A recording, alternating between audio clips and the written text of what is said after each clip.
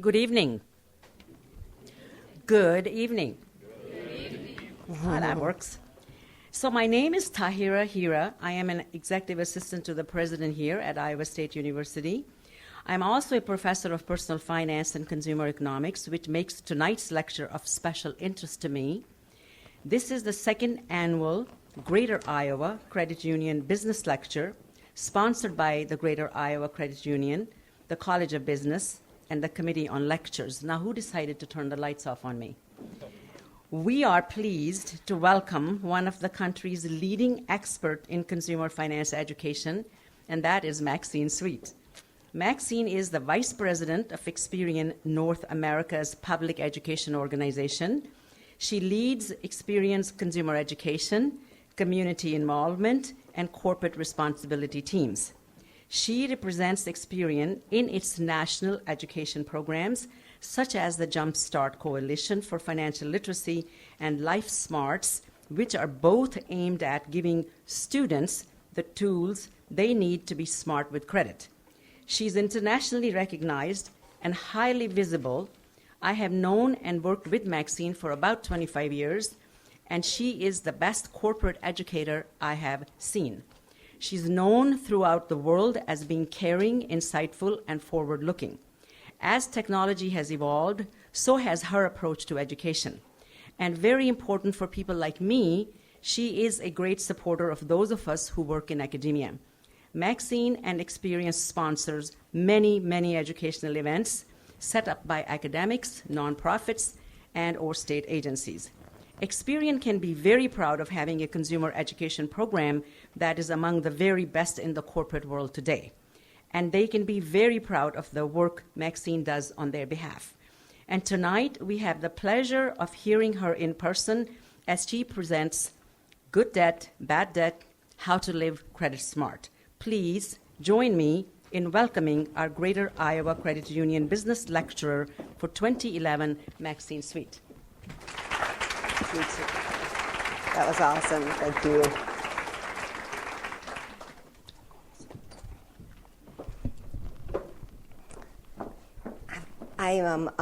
I'm locked up here because I have to change my slides up here, but I'm going to at least hopefully be a little bit free from the microphone. First of all, thank you. I have had a wonderful welcome here. I was invited to the leadership class and got to speak with a great group of freshmen. And then served an incredible dinner, and so you've totally spoiled me. And whenever people ask me to speak, I'm only gonna come if I say, "Well, are you going to serve me lobster dinners, and are you going to treat me so nicely?" I want to know how many of you came here because you saw the campus and you fell in love with this place. Had you seen the campus before you came? Oh my goodness, it's beautiful. I've never been here, so I'm delighted to be here and really impressed with where you live and study. I came up from Texas, by the way, if you can't tell from the accent. I am going to talk about good debt and bad debt. So let me start by asking, how many of you have a credit card? How many of you have the credit card in your own name, or is it joint with your parents or co-signed with your parents? How many of you revolve on your credit card, meaning you carry a balance for it and don't pay it in full every month? Not very many. Okay. They're not just raising hands. Yeah. Okay. Well, that's kind of it. I can go home now because the answer is, when you're revolving, that's bad debt. That is not good debt because, well, how many of you know what interest rate is charged by your credit card? Good. If you're revolving, you're paying the interest. If you're not revolving, if you're paying in full every month, you're not paying that interest. So whatever else I say tonight, if there's no other message that you take forward from this, is that I grew up where, and I still run into people who go, credit, oh, that's a bad thing. Well, credit is not debt. Credit is an awesome thing. It's an incredible privilege that we have as Americans. It's only a bad thing if you use it to spend more than you can afford to spend. So if you're using it to build up debt, that is not an investment, then it's a bad thing. So I'm going to talk about how you use credit and why you actually should use credit, and then what that does for you in terms of credit reporting, because that's my real specialty in credit scores. So let's take a look at our program. The general program is credit reports, credit scores, why they're so important, and the resources, just quick resources at the end to refer you for more information. So the first thing is, a lot of people say, I don't want to have a credit report. Do I have to have a credit report? And do any of you know if you have a credit report? Have you ever seen your credit report? Quite a few. Okay. Well, let's think about what that means. If you had, and with this is $1 million, I tend to say now more like you need a few $1 million these days. But if you could pay cash for everything, if you never really needed to put anything on credit or have a mortgage for a home, would you still need a credit history or a credit report? Why? Why would you need one if you could pay cash for everything? Wouldn't that be a great thing? Well, actually, the truth is that it's used for more than just credit. For example, if you go and apply for utilities, they will typically they'll check a credit report to decide how much of a down payment you will need to pay, if at all. The worse your credit, the more likely you'll have to pay a down payment or a deposit that you'll keep on file with them, and the higher your deposit will be. Same thing with cell phones, one of our most critical things that we have today. Cell phone companies are more and more reliant on credit reports to determine whether they're going to charge a fee or whether they're going to even approve you for the service, depending on what else you've done. Employment purposes, insurance. So there are a lot of services beyond just credit and debt and loans that actually depend on your having a credit report. So the question is more, I'm starting with some background, but one of the most important things for you to understand about a credit report is that it does not rate your credit. It does not say that your credit is good or your credit is bad. And so that leads us into what you have as a credit score. And a credit score is a tool that they apply to credit reports that helps them evaluate the risk that's reflected in your credit report. And we're going to talk more about this, but kind of for you to understand even what I'm talking about, you need to get those two basic concepts. You have the credit report, it doesn't rate you, it just lays out the facts. The tools to evaluate the credit report are called credit scores, and there are many different ones. My slides are based on the Vantage score, and the range for the Vantage score is from 501 to 990. And the way they set it up is sort of to make it easy for us to understand. It's related to grades. So if you're in the 900s with a Vantage score, you're an A. If you're in the 600s, you're a D. So keep that in mind as we go forward. So again, why do people need credit reports? Well, they've got to make a decision about, do they want to put their company at risk by doing business with you? If you walk away, if you aren't a good customer, their business is going to be at risk. And they can't depend on your name or where you live or any other thing about you. The most dependable thing is your credit report and your scores. And this is based on real fact. And the fact is that these are, when we cross-reference this to demographics of people, we find that this is how people fall out in terms of the best scores are also related to the people who are on Facebook and use Craigslist and they're addicted to games, etc. And sometimes the more conservative people who might look like they should deserve the lowest risk score are actually higher risk. So again, now the question isn't like, do I have to have a credit report? The question is, do you want a credit report? And the answer is yes, most emphatically you do. Just like when you graduate from college, you're going to be going away you are arming yourself with all these tools that you're going to need in life, a diploma or training of some kind. You're going to have job references most likely. You're going to have volunteer references or extracurricular activity references. Well, one of the most important also references that you need are your credit references, and that's your credit report.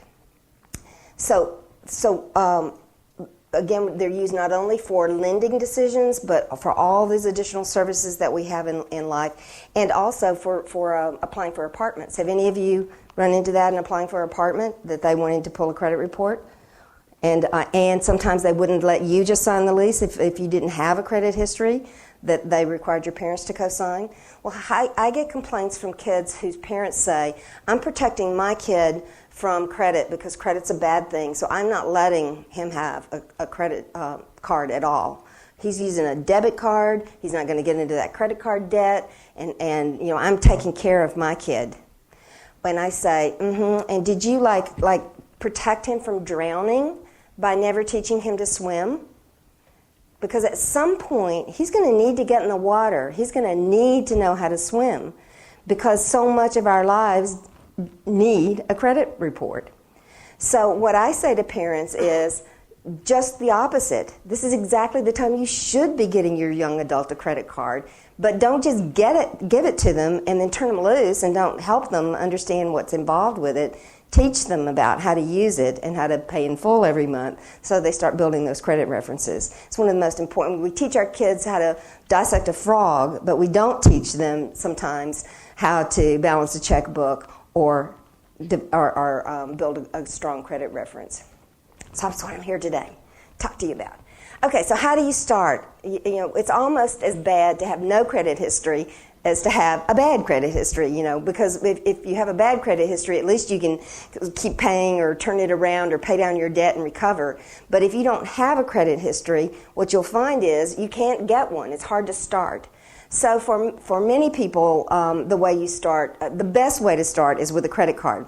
Now, in the good old days, and that was just a few years ago, college campuses had a lot of the financial institutions, the big banks, the Visa bank companies, financial institutions that offered Visa cards, MasterCards, Discover cards, American Express cards. And they came on campus and they had tables and they gave you free T-shirts and they had drawings and you could just, boom, sign up for a card. And you didn't have to have a credit history to do that.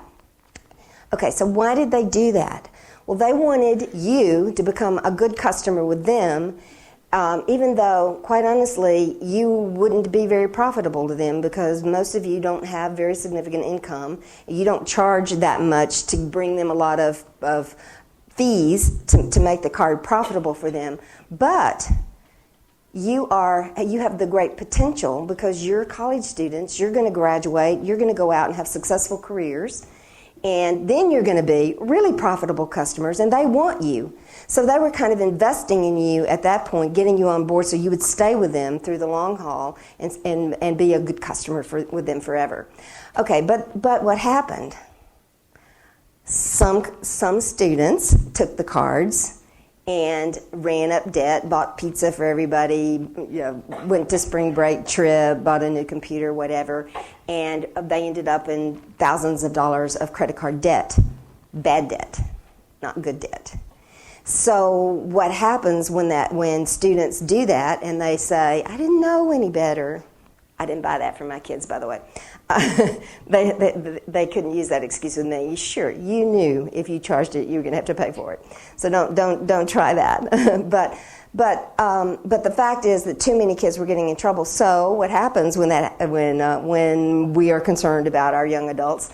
We step in with laws. So there was a law passed that no longer can anyone under the age of 21 get a credit card on your own unless you can demonstrate that you have your own income to support the credit card, or if you have an adult or parent to co-sign or put you on a joint account. There's also a stipulation in there about you can take a financial literacy class, but I don't think that's been fully implemented. So at this point, you're pretty much blocked from getting a credit card like the people did in the old days. So you're going to have to work a little harder at it. So if you're not getting those offers and if your parents aren't signing you up, talk to your parents about it. And remember, though, the parents are not perfect either. And if you're a joint holder on their card they mess up, then that goes right on your history. If your name is on the account, it goes right into your history. And as a joint holder, you're equally responsible for that account, and it will be equally negative on your credit report if they don't make the payment. So it's kind of goes both ways. If they co-sign on a card for you and you don't pay, it goes right on their credit report. So big responsibilities here, lots of privileges, but big responsibilities. So anyway, getting started, a joint account or a co-signed account, you can become an authorized user, and that also starts a credit report for you. And there's no risk there because you can, if you're not responsible for the payment on it, and you can take your name off. And I'm fine with parents doing an authorized user as long as they go ahead and make you responsible for paying. Because the worst thing they can do is say, here, honey, here's my card, just go and use it, and then you never are responsible for making the payments. So just as important as understanding that it's going to show up in a credit report, it's just as important for you to make the payments and manage the money that you spend on it. So do that. Another way, of course, to build a credit report or a credit history is to get a car loan. And many times used car dealers will give you a car loan. And the reason is because if you don't pay, they have the car to take back. So it isn't a total loss. It's a little bit harder to take the risk when if you don't pay, it's just going to be a total write-off for them. So sometimes you'll get a car loan. But if you have no credit or bad credit, what kind of car loan do you get? The most expensive kind. You'll pay a whole lot higher interest than someone who has really good credit. So, you pay the penalty for not having that. And then the final way that you can start with a credit history, which should touch close to home for you, is a student loan. And they actually typically will check for a credit history for you before they give you a student loan, and that's why sometimes many of you are your parents have to sign with you for your student loans. I don't know. Did that happen with you? Those of you who have student loans, did your parents have to sign? No student loans out there? Maybe not. Okay, so if there aren't very many, I don't normally talk a lot about student loans, but I could spend the whole time talking about them. But I thought because I was coming here, I looked at some statistics about student loans and thought it was really interesting what's happening there because they're really not like other credit at all.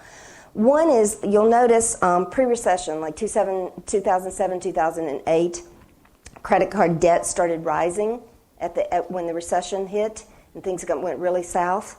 So you see all the lines going up for increased debt.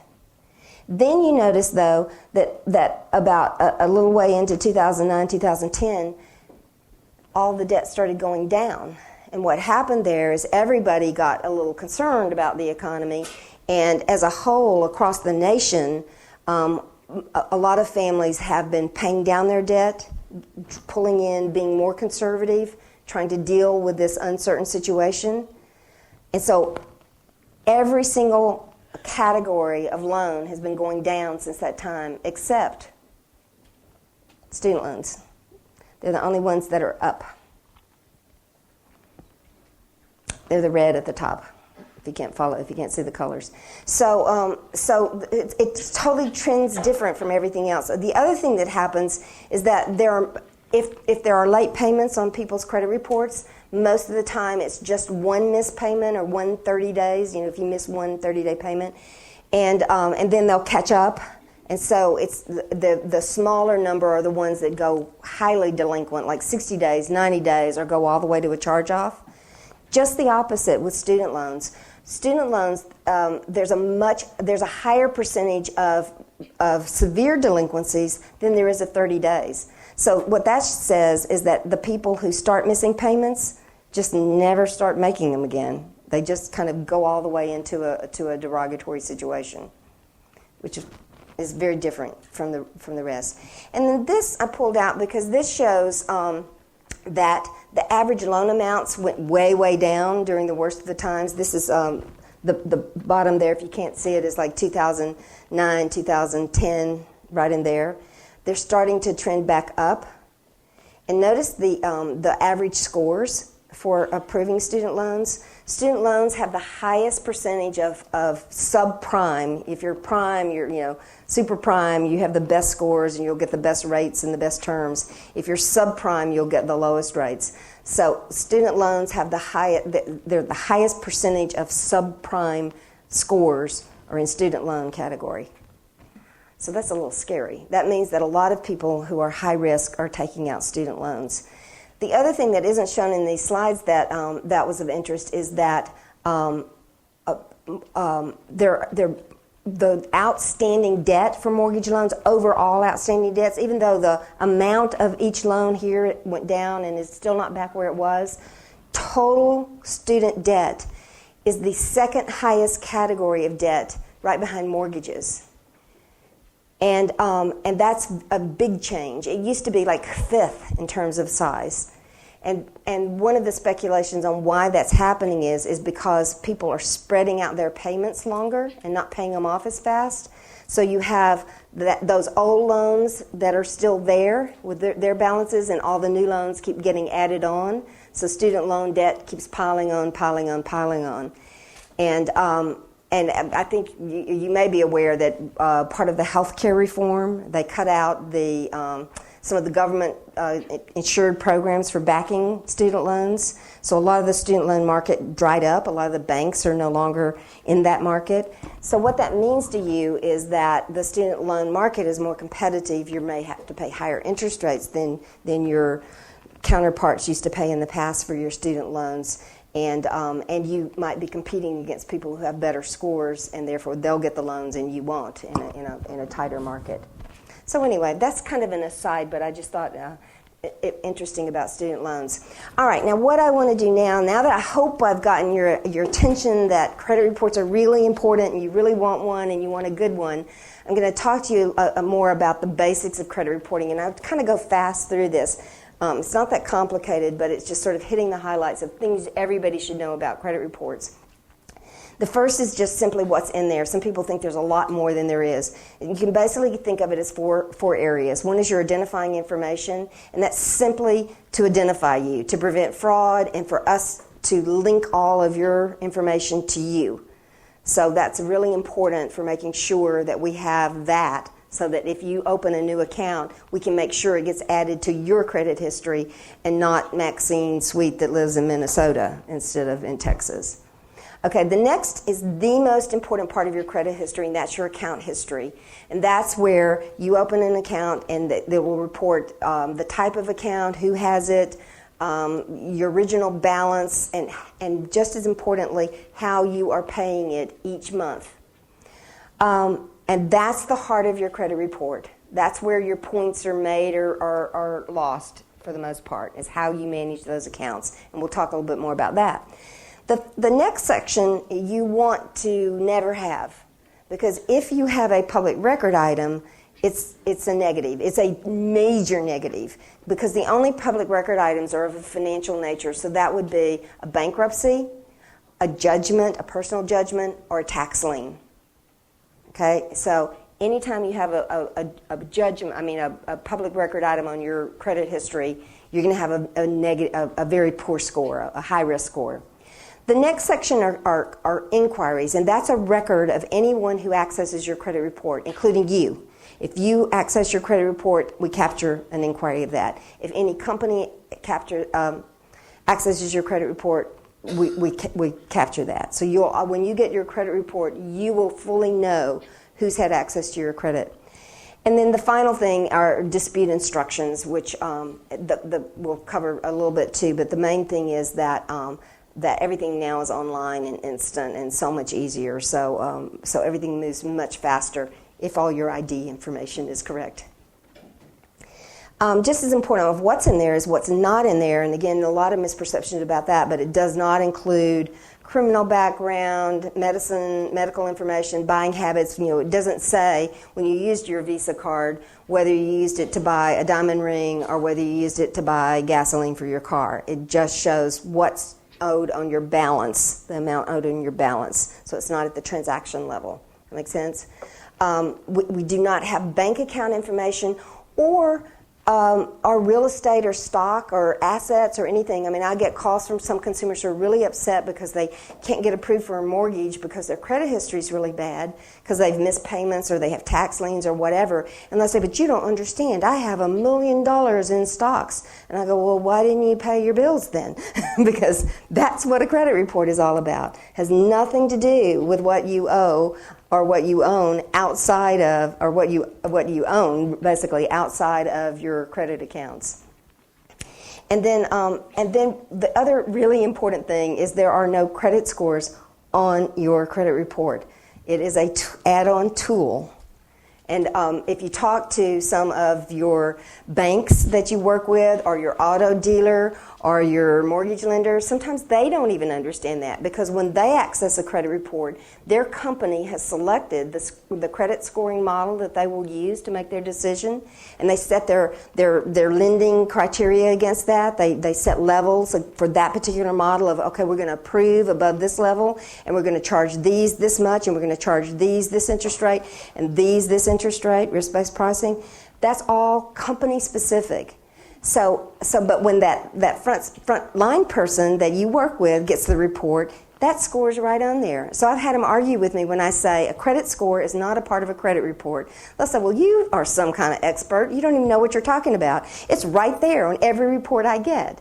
Well, yes, it's on the report they get because their company has ordered it and paid for it in addition to the credit score. So keep that in mind. More to come on credit scores. There are 3 national credit reporting companies. I'm from Experian, the best one, of course. But I get some people who say, "Well, I don't like it that there are three credit reporting companies. I have to go get credit reports from all 3 of them, and why isn't there just one?" Well, there's that healthy thing called competition. And I fully believe that Experian would have the best service and the best credit reports if we were a monopoly and we were the only credit report in town. But I can tell you, having competition, make sure that we are as good as we can get. Because the people who use our credit reports are constantly testing us for accuracy, for the speed of our delivery. We're always looking for new bells and whistles and services and everything to help them make better decisions. And we wouldn't be so pressured to do that if there weren't competition. So it's the old American way. Competition is a healthy thing, and so we are competitors. And it used to be a big deal when I'm been around in the industry for a long time, but I can tell you when I started in the industry, if you lived in Texas and you moved to California, you left your credit report behind. Literally, when I started, credit reports were not available nationwide. They were in regions. So it's kind of like people can appreciate today how totally convenient it is, and that you don't have to just go to your local bank or your local credit union, we obviously typically recommend, because you won't credit union sponsoring us tonight for the lecture series, but I personally use a credit union too. But you aren't limited there, because you don't have to just go to your local bank or credit union. We are a national marketplace. You can go online and search for the best rates anywhere in the country, and that's all because they can get a credit report, because they don't know you from anyone. But your credit report gives them the ability to do business with you. So the cycle is you pay the lender updates their records, and then they report it to the credit reporting companies. And most big lenders report to all 3 of the credit reporting companies. So we're pretty generic in terms of the data that we get. We have to really work hard to have other services that make us stand out with our clients. Because all of us get most of the data. There are some small lenders who don't report to all 3. So if you get your report from all 3, you might see that one, your car loan may be reported to 2 of them, but not the 3rd one, and they just don't happen to do business with that 3rd credit reporting company. And then the lender shares the credit reporting information with the credit reporting companies. And so that's the cycle. So if you don't want to have a credit report, you don't have to have a credit report. Never use credit, never open an account, and you'll never have a credit report. If you do open an account, it's not a choice. And that's because legally it's recognized that a company who is going to offer services to you has a right to check your references.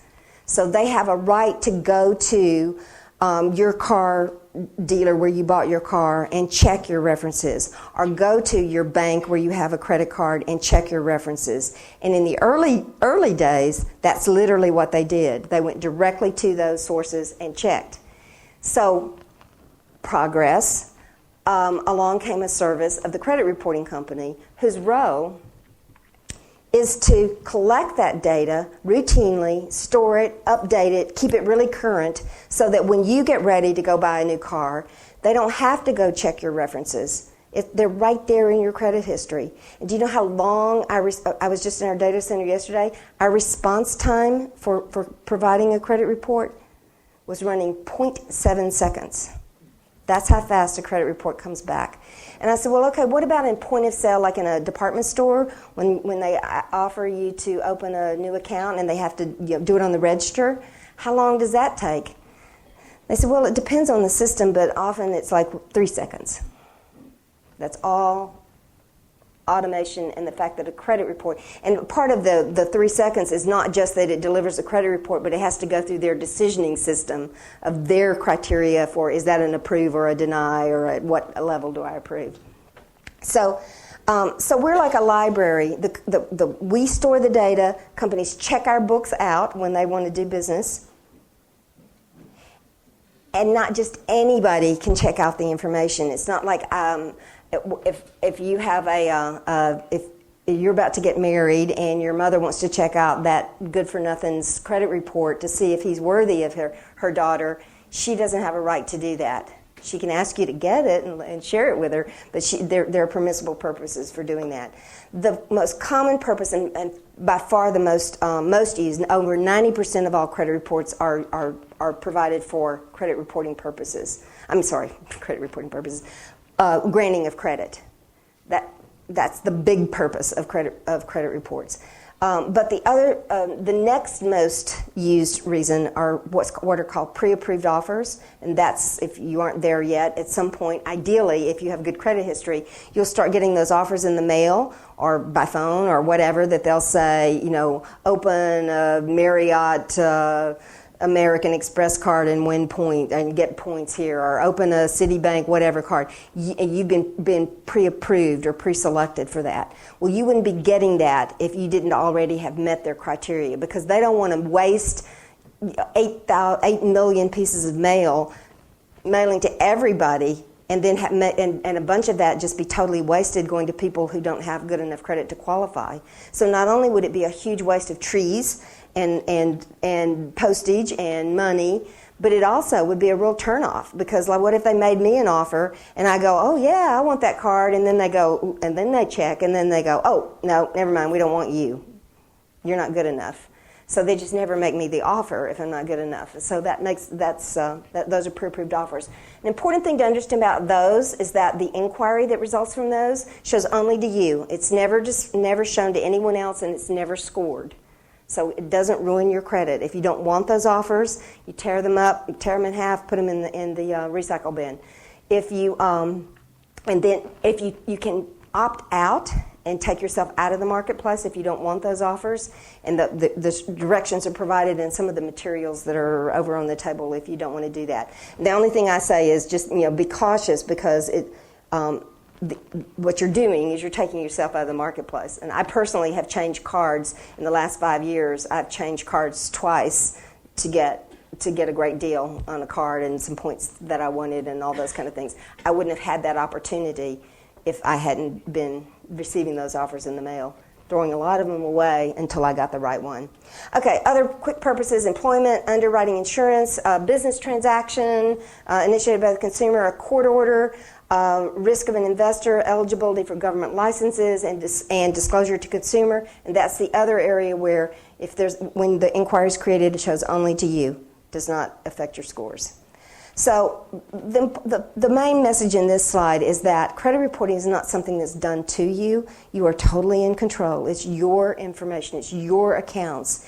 So don't think that this is just something that's outside over there. You need to be actively engaged in it. You need to be getting your credit report, checking it, and making sure that your information, ID information, is correct. The right accounts are posting to you. Be an important part of the player.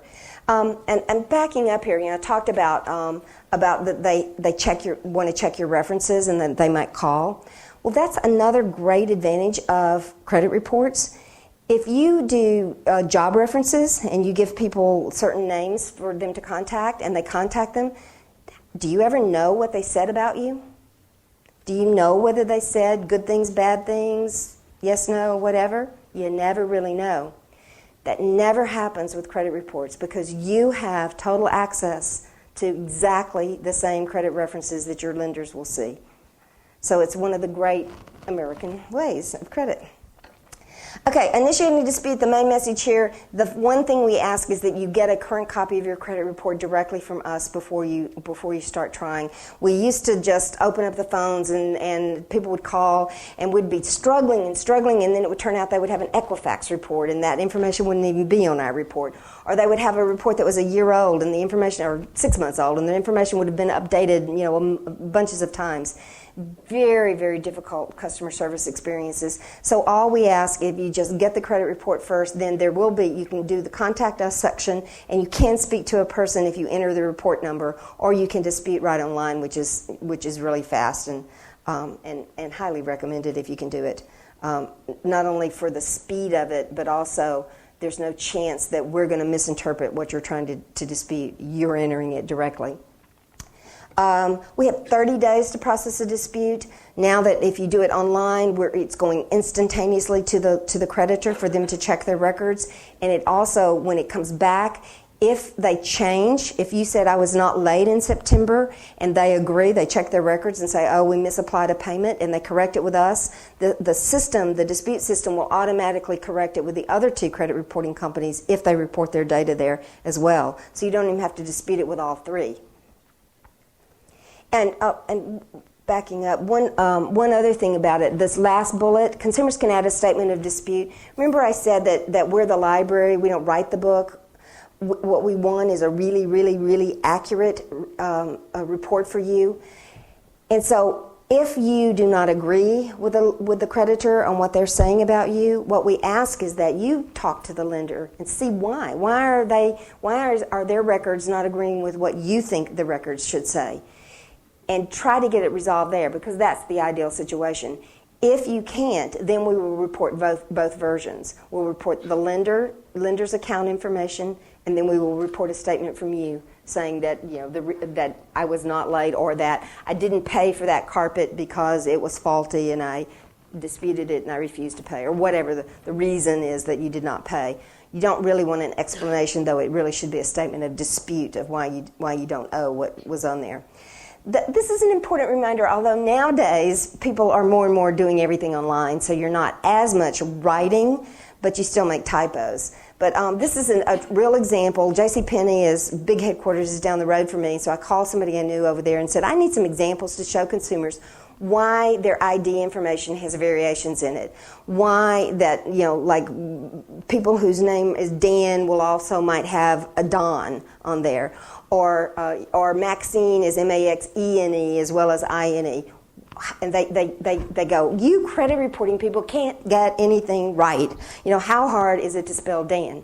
Well, I said, I need to show them how this stuff gets entered. And by the way, most of this, how it happens, you apply, the lender types your information in to request the credit report, and that information gets captured, or they put it into their accounts system, and then they report it to us. So rarely do we get information directly from the consumer. Most of the time we're getting it through that lender process. So anyway, I said, send me some examples so I can show consumers what you have to deal with. And he said, how many do you want? And I said, well, just one afternoon, just set aside some, and I'll mark out so I'd protect their identity. And he sent me a stack like this. I called and I went, well, how many do you get? And he said, well, at least 50% of them. We can't read some of it. And this was not even that extreme. I mean, this is just an example. So one of my important pieces of advice to you is if you're filling out an application, print clearly. And the other thing is to use your name consistently. People don't think about that as well, because you can be, Robert on one report and Rob on another, or Bob or Robbie, or your street address can be spelled out EAST Maine or whatever. There's a lot of reason for variations. So part of the message is, one, to try to make sure it's you, but the other is, if there are variations, don't be alarmed. It's not unusual. It's not even unusual for there to be variations in your social, because once again, they can't read, is that a 7 or a 1 or a 9? Human error, transposed numbers, whatever. So don't panic. Just help see if we can get it straightened out, or identify which lender's reporting that information that way. We have to correct their records so that they can then report it correctly.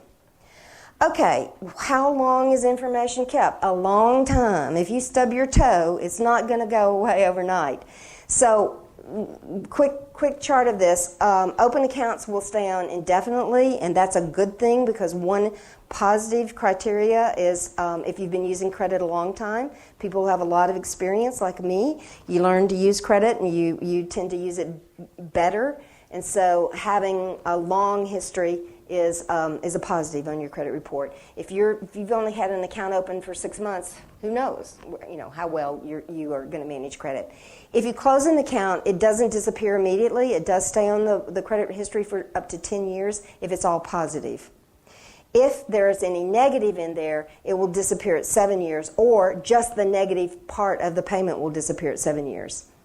Okay, and the later missed payments, and this goes all the way up through the collection account that might come from that, it's all based on the first missed payment in that series. Complicated, but let's say you missed a payment in January, so that would stay on for 7 years from January. But then you caught it back current in February. Okay, so that one would disappear. But then you went negative again in April, and you went 30 days, then 60 days, and then you went all the way to a charge-off.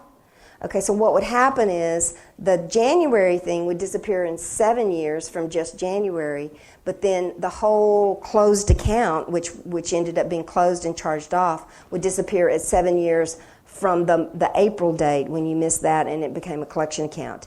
If that company sold the collection account to a different to a collection agency, the collection agency account will take over, and it will show you now owe ABC Collection Company, but the date of the delinquency will still be April, and it will disappear 7 years from that date. There's a lot of misinformation out there about that, and you'll read it all the time about, when a collection agency buys it, it starts the clock over. If you make a payment, it starts the clock over. All wrong. It's all based on the date of the original delinquency. Now, that's not to say that sometimes a collection agency doesn't provide us the correct date. And so sometimes you have to help us go back to them and say, you gave us, a date in 06, and this was really from 04, and it should be deleted by now.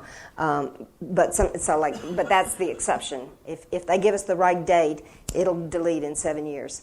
Chapter 7, judgment 7 years from the filing date. Chapter 7 bankruptcy is where you don't have a repayment plan. That stays 10 years from the filing date. Chapter 13 bankruptcy is where you have a partial repayment plan. You don't just write off all your debts. You just pay a reduced part of them. That stays for 7 years. Tax liens 10 years. Paid tax lien 7 years. That's the only time that paying something doesn't really make a difference. So let's say if you had a tax lien and it had been on your credit report for 9 years, and then you paid it, starts the clock over. It stays on another 7 years. So in that case, you're almost better off from a credit reporting standpoint not to pay it. That's the only exception to that rule. And credit inquiries that we talked about, 2 years. All right, myths. This used to be a big problem. More people understand this today because they're better educated. But it used to be that I'd get consumers who'd call me and say, I paid that, I want you to take it off. And it's a credit history. And history means not just where you are today, but what you've done over time. So again, that chart I showed you on how long information will stay, that's how long it stays. Just because you paid it, it'll stay on there. It'll just show that it was paid. The credit reporting company Deny Me Credit, we don't make the decision. We provide the information. The individual company makes the decision about what works for them and doesn't work for them. I'm not responsible for those charges on our joint account. This is really important to you, so pay attention to this one. If you are in an apartment together and you sign up for phone service and your name is on the account and your roommate's name is on the account, they run up a bunch of long-distance charges and walk on you. Who's responsible for those charges? You. You can say all you want, but I didn't make any of those calls. That's not fair. Your name is on that account. So protect yourself as you can. Same thing with your lease, your apartment rental. The apartment company may not report directly, but if you don't pay their portion when you move out, they might turn it over to a collection agency, and I can assure you collection agencies report. In fact, I get asked by consumers like, what if I don't pay my club fitness club membership? What if I don't pay my speeding tickets? What if I don't pay whatever, fill in the blank? Well, the answer is they may not report it directly because a lot of those kinds of companies don't report every month all their positive data. And same thing for utilities. A lot of utility companies and cell phone companies don't report routinely. But if you don't pay and you walk, what do? Turn it over to a collection agency. So anything you owe is subject to become a part of your credit history as a debt that you did not pay. Okay? A divorce decree. Hopefully this is never going to apply to any of you, but if it does, what happens when you divorce is typically you sign a divorce decree that is an agreement between you and your, in my case, husband, that she's going to get this asset and she's going to get this debt, and he's going to get the BMW loan, and I'm going to get the Lexus loan. Might as well make it good. He's going to get the Neiman Marcus card, and I'm going to get the Nordstrom's card. Debt, if you have debt. Okay, so I walk away going, phew, good. All right, he's going to take care of that. All I have to do is deal with mine. All right, who is that divorce decree between? Him and me. Has nothing to do with Neiman Marcus and BMW and Lexus and General Motors or whoever I owe the money to. That contract is with them. So in order to get my name off his debt, I have to go to them and see if they will take my name off, and they may not. If they open the account based on partially on my income and my credit report, if he can't qualify for it on his own, they might say, sorry, that debt was taken for both of you. You both have to pay it off before I let you out of it. Now, smaller debts, that might be okay, but mortgages, that it becomes very complicated because not everybody can just refinance, and certainly sometimes a single person can't requalify for a mortgage on their own. So, but again, divorce decree has nothing to do with it except between the two of you, and if you think you can get it out of his hide, then fine, but it's not going to protect your credit history. Okay? Consumers must give their permission for a report to be issued. Totally not true. Remember those permissible purposes? As long as you are working in one of those situations, they have a total legal right to access your credit report.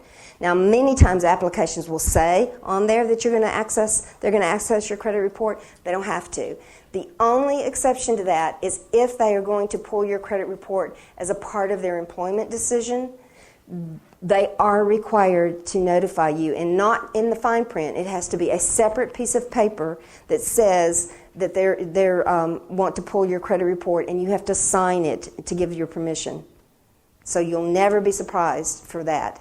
Requesting your own report in a pre-approved offers harm your credit history. I referenced that. Remember the inquiry thing? Those inquiries do not show to anyone but you, and they do not score. So you can get a million pre-approved offers, and it will never affect your scores. And the final one is there's only one credit score, and it's on every report. There's a real tendency for the media to write about the first credit scoring company, which is the Fair Isaac Company, it's called FICO, F-I-C-O. Have you heard about that? Well, if you haven't, you will, because most people tend to write about it from a point of ignorance, in that because it's the most well-known and because it's been historically used almost exclusively for mortgage lending, people tend to think that there is only one score, the FICO score. And the fact is that there are not only more than one FICO score, more than one score from many different companies, there's more than one FICO score, and we'll talk about that. So what is a credit score? I keep saying this, it's a tool, it's on there. Think about it this way. Before credit scores, a person printed off a piece of paper and they looked at your credit history. And typically what would happen is they would have a little, for their company, they would have a little rule sheet and they would mark down how many times has this person been 30 days late? How many times have they been 60 days late? How much total debt do they have? Whatever characteristics. And then they would try to personally evaluate whether they would approve or decline you. So obviously, computers can do that better. And so what evolved over time is these scoring models were developed that take a snapshot of a whole bunch of consumers, hundreds of thousands of consumers at a point in time, and then they track those consumers and they look at those same credit reports a year out or 2 years out, and they see what happened. Did they pay as agreed on all their accounts? Did they file for bankruptcy? Did they start missing payments? What is their risk after that? And based on those two snapshots of the same consumers, they built models that say, if I look like these consumers look, then the chances are I'm going to do exactly what they did over time. Chances are, all risk decisions are, you're trying to predict risk, which is not a perfect science, but it's very, very accurate. There are exceptions to the rule, but not many. So lenders totally can depend to a great extent with a very small write-off on those credit scores to help them make decisions. And so people say, it's not fair, I don't understand scores, they're too complicated, they shouldn't be allowed. And I go, okay, let's go back to no credit scores and let's let Mr. Banker make the decision by looking at my credit report. Are you going to understand that any better? What's more fair about that? So even though it may be a little difficult for us to understand and there's not full knowledge of everything that goes in there, it's a whole lot better than some person making that decision. And quite honestly, too, when a person was making the decision, sometimes they had a little bias about whether it was a female or whether it was a person of color or whether, whatever personal criteria they had could weigh into it. Not that always happened, but it certainly did. So this is like a really objective way to evaluate risk and a very accurate way. So bear with me now as we talk about scores to understand it a little bit better because it's really important for your credit history. People will say, what is your score? Like they're looking for your number. And then they'll find their number and they'll say, well, I'm a 670. What does that mean? Well, that only has meaning within the specific model that score came from. Because some model, like the Vantage score I talked to you about, it starts at 501, goes to 990. If you have a 600 in a Vantage score, that's very different from having a 600 in a score that only goes up to 830. So the number itself doesn't tell you anything except in the range of that particular score. And this is just a small sample of the many different kinds of models that are out there that are used. And a lot of the big lenders develop their own custom model. And so the role of the credit reporting company in scoring is that a lot of the scores, the modeling company provides the model to us in what's called a black box, meaning that we don't see all the criteria that are in there.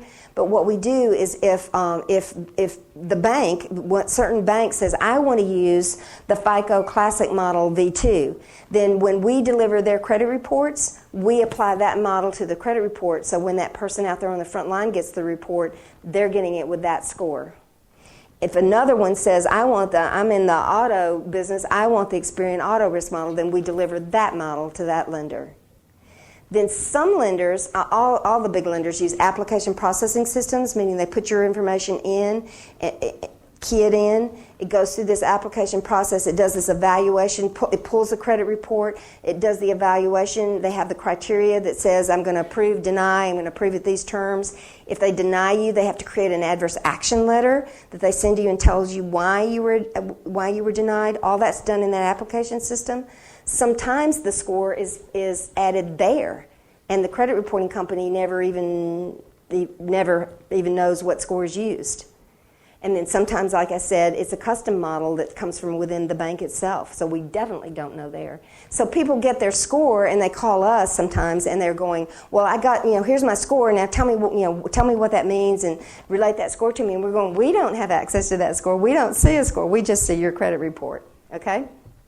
It's very important to understand. So oh my gosh, you go, well, how am I ever going to understand anything if there are all these different numbers out there? Well, the message is you only focus on the number in terms of where it makes your credit history fall in the range of risk for that model. So, every time a score is produced, it produces the risk factors from your credit history that most influenced your risk. It'll always tell you those things. So you'll know where you fell in the range of risk, and you'll know why you fell into that range of risk. And that points you back to your credit history of what you need to do better. So it will tell you things like too many missed payments, or too much revolving debt, or too many credit cards account, or not enough history, or not long enough history, or whatever the reasons are that you're higher risk. And then another thing, how am I doing on time? I'm running out of time. They always tell you negative factors. So even if you have a really positive score, you could have a negative factor. Vantage Score, this is just one chart, and I'm going to move on because this really lets me cover it. The rules for how do you have a good score. First of all is you have to have a credit report. We've already talked about that. The second most important thing the most important thing once you have it is to always pay as agreed. If you miss a payment, that's the most negative thing you do. It looks at not only how badly you missed. Was it just 30 days, or did you go 60 days, 90 days before you caught up? Or did you go all the way to a charge-off, which is, are really bad? It looks at how long ago it was. Was it just last month? More risk. Or was it 4 years ago? Less risk. And how often? Is it one time, or do you habitually miss? Do you miss here and then there and then here and then there? All that counts. The next one is that the best thing you can do to build a positive credit history is to get a credit card. And if you stub your toe, if your parents have gone through a foreclosure, which many families have gone through, the worst thing you can do is to stop using credit. Because what you do is you freeze your credit report in that negative history, in that negative state, and you don't add, you're frozen, negative. You're not doing anything positive. So if you can keep credit cards open and not use them, not overuse them, just use them for some routine expenses, keep a check register so you know how much you're spending on your credit card, just like you would a checking account, so you never overspend and pay. So what you do is if you can use that credit card a little bit, don't let your balances get too high, then it will start adding positive points, and you'll rebuild your credit history. Even from a foreclosure, you can bounce back pretty quickly. 6 to 9 months, some scores have gotten back to where they were. Use caution in closing accounts, and the reason for this is the next most important thing besides missing payments is what's called your utilization. And the way to summarize that up is if you are charged to the max on your credit cards, you are high risk. So what that means is it looks at how much you owe on your credit card compared to how much you could owe. If you have a $2,000 limit and you're at $1,800, you're close to charge to the max, and that's going to be very high risk. So what you need to do is if you can keep more than one card open, that helps offset that one card. So you want to keep as many cards as you can open if you're not tempted to overuse them. If you're tempted to overuse them, better have a bad score and don't let yourself get in debt. I never say, keep the cards open if you're going to be tempted to overuse them. But anyway, the utilization from the other cards can be offset, a bad utilization on one card, a low utilization. Apply for credit judiciously. That just means, especially before you're going to go apply for a car loan or a mortgage, don't go out and apply for a bunch of things because those inquiries can add even though they're little points, they can add up. And new accounts opened or added risk because who knows how much you're going to charge on them and those kind of things. So just let everything settle before you apply. Time is the key. If you've missed payments, you can't make them go away. You're just going to have to wait for them to go off into your past. Demonstrate stability, and that's not only in your credit history, but that's also when you apply for a mortgage especially, they're going to look at how long you've lived where you live, how long you've worked where you've worked. So it's overall life stability as well as credit stability. Have a plan. If you use your credit card for more than your monthly expenses, things like if you have an emergency, a medical expense, if your computer crashes and you have to buy a new computer and you can't pay it in 1 month, the worst thing you can do is let that go on your credit card, and before you get that paid off, you have another emergency, and that's how you suddenly are over your head in debt. So if you put something on your card that you can't pay in one month, just make sure you say, all right, I'm going to make this much more payment, and it's going to take me 4 months, 5 months, whatever, and I'm going to get that paid off. So then I can go on spring break. You're going to put credit to work for you, and that means eventually, when you're using your card enough, you can get points with your cards, you can pay at the pump, you can use your statement at the end of the month to go back to your Quicken and know exactly where you spent your money, because you're going to all be budgeting and tracking your expenses. But your credit card statements are a really, really important tool to help you know where you're spending your money. And then share your knowledge. And, of course, I'm always talking to parents about that how many of you have had conversations with your parents about credit? And if they haven't been talking to you, make sure you're talking to your kids when you get there. I'm just going to fly through this because I don't have time, but the point of this is that rental data has never been a part of a credit history. We, Experian, have just started collecting it, so we have a tiny little part of it, but for a lot of people who don't have credit history, it can be really important for helping them build a credit history, so we're really proud of that. But it also means, of course, if you don't pay your rent as agreed, it can hurt your credit history. But anyway, this just shows that that it not only gives people credit history so they can start building it, it also improves the credit history this is the scores that were improved by people who had their rental data reported. And again, we just have a small percentage of that now. Everybody's entitled to a free credit report once a year, not a score, free credit report once a year. Central Source, annualcreditreport.com. You can purchase a score for an additional fee. If you purchase a score from Experian, you get the Vantage score.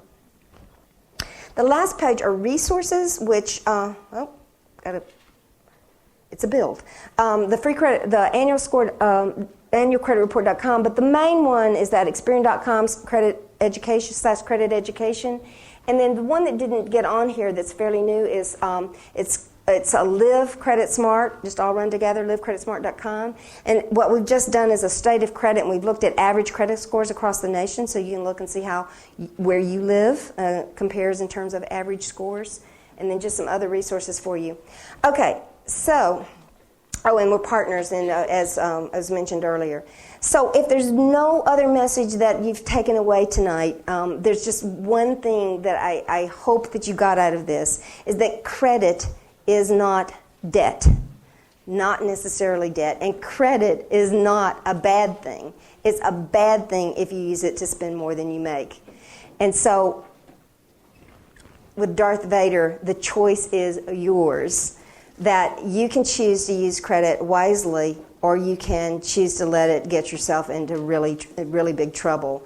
And my little hokey reminder of this is each of you will have your very own lightsaber to remind you that the choice is yours. They're handing those out now.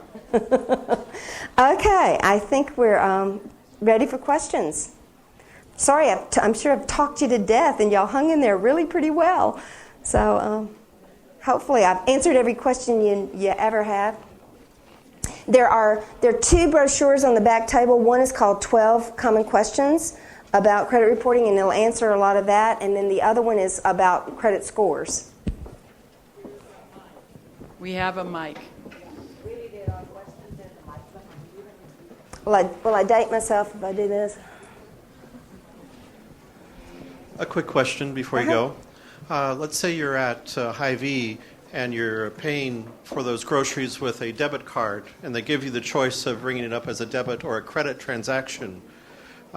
Is there any difference by choosing debit versus credit, and how does that get reported through the systems? That's a good question, and that's really important for students because a lot of you are being asked to use debit cards. And it's a fine thing. A debit card, though, is just an electronic check.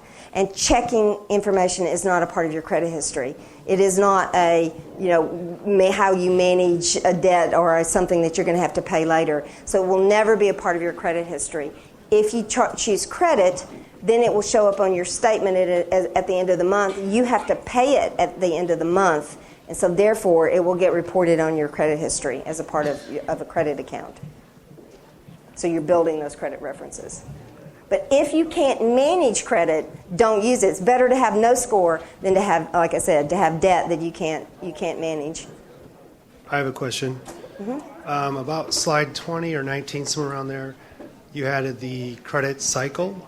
What does the government have to do with the credit cycle besides reporting tax liens? What that means, that's a good question too. What that means is that we are very regulated. The original act was in 1970 that started it, and then it was updated in 1996, and then again in 2004. And so we are regulated in terms of how long we have to disclose to you, how long we have to process the dispute, how much we can charge you for additional reports, how long the lender has to get back to us, how long we can keep all that data, the permissible purposes. All of that is very regulated. So, when people say, well, that's, why is it that way or whatever, well, most of it is truly by law that we work under very, very rigid regulations. Thank you all for coming. I understand y'all all have classes and studying and meetings and whatever. So I appreciate your taking the time. And there is some food for you, and there is time to informal questions and. I'll be around for a while. Thank you.